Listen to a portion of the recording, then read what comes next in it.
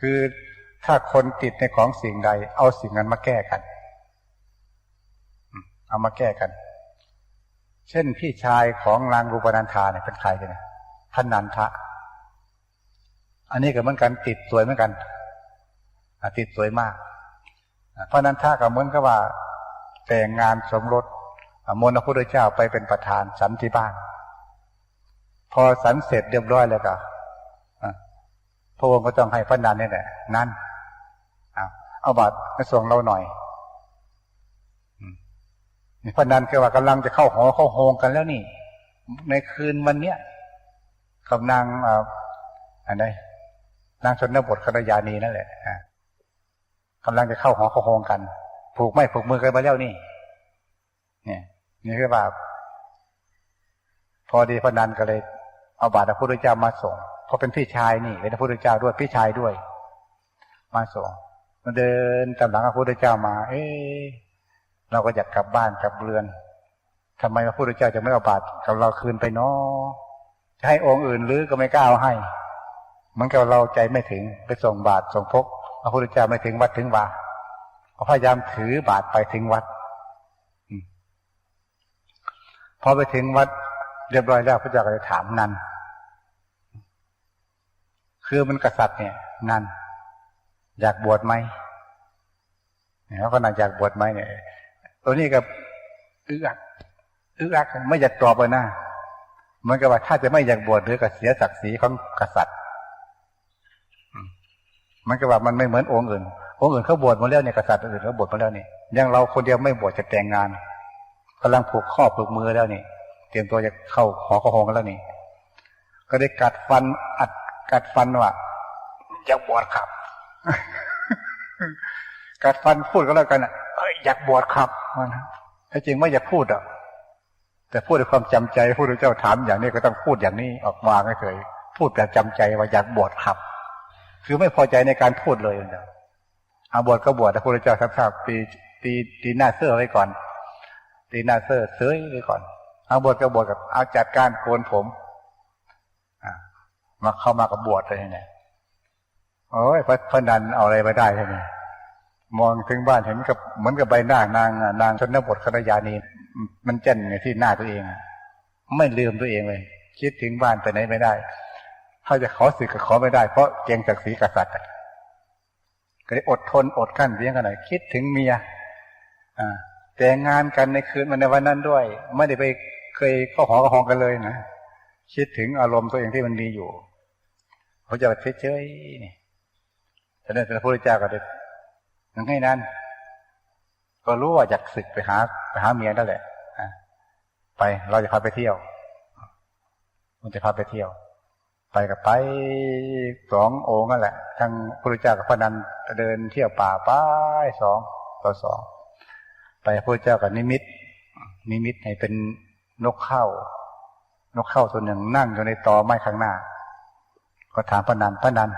นั่นตัวอะไรจำได้ไหมตัวรู้จักไหมตัวอะไรนั่งอยู่ตอไม้นะนกว่าจังนะนกเข้าพระเจ้าค่ะอันนกเข้าตัวเนี้ยกับนางชนบทใครสวยกว่ากันก็นางชนบทสวยกว่าเจ้าค่ะเหลือไปใหม่ก็ไปตีก็ไปเห็นลิงอีกมันลิงตัวหนึ่งเต้นลงโค้งเคงอะไรป่าก็ถามมันนั่งอยู่ในตอไม้เหมือนกันก็ถามนันตัวอะไรลิงเจ้าค่ะลิงตัวนี้กับนางชนบทใครงามกว่ากันใครสวยกว่ากันก็นางชนบทสวยกว่าเจ้าค่ะแล้วไปก็เดินต่อไปอีกไปในป่าคนน่ะพอดีก็ไปเจอกับนางฟ้าหรือนางกินนารีเป็นใครล่ะเป็นรูปภาพที่พระพุทธเจ้าแสดงขึ้นมาเมื่อกี้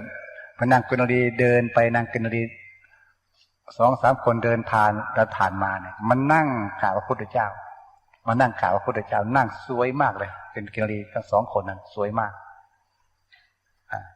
พอดีท่านนั้นเนี่ยก็ตะลึงกันเนี่ยตะลึงก็นึกว่าแฟนเราสวยกว่านี้แล้วนะมันยังมีคนนารีสวยกว่านางฉันบวชไปอีกด้วยนี่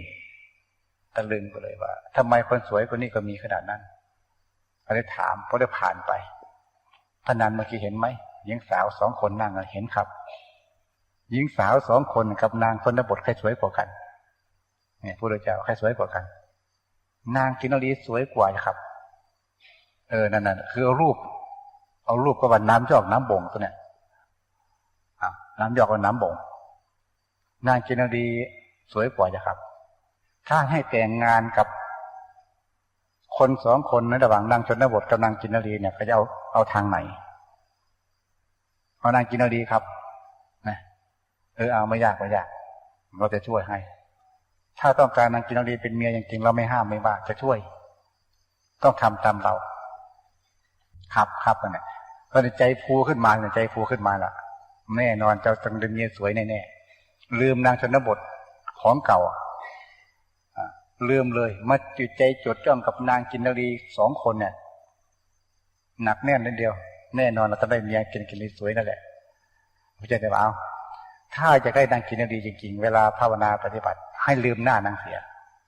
อย่าไปคิดถึงหน้าเขานางกินนรีให้เรามาพิจารณาเรื่องความไม่เที่ยงของสังขารร่างกายของเราของนางกินนรีคนที่ว่ามาเนี่ยความสวยไม่ได้เป็นไม่สวยต่อไปในวันอนาคตให้แนวคิดที่ว่า